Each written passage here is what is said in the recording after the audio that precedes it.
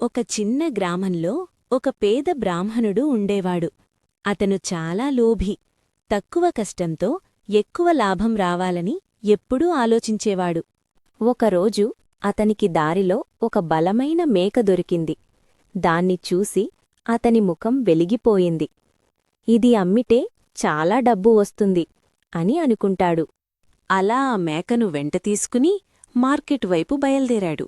దారిలో 3 దొంగలు జరిగిందంతా చూసి ఆ మేకను ఎలా అయినా దొంగతనం చెయ్యాలి అని పథకం వేసుకుంటారు.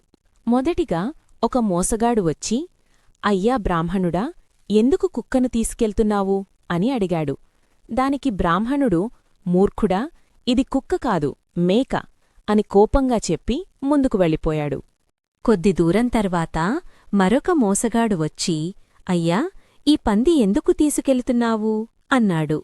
ఇప్పుడు బ్రాహ్మణుడి మనసులో సందేహం మొదలయింది.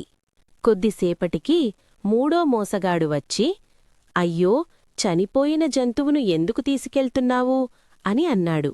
బ్రాహ్మణుడు భయంతో వణికిపోయాడు. ఇది నిజంగా మేక కాదేమో, నాకు అపశకునం వస్తుందేమో అని అనుకుని మేకను అక్కడే వదిలేసి పారిపోయాడు. కొద్దిసేపటికి 3 మోసగాళ్లు వచ్చి ఆ మేకను తీసుకెళ్ళిపోయారు. తమ మోసం సఫలమైందని నవ్వుకున్నారు.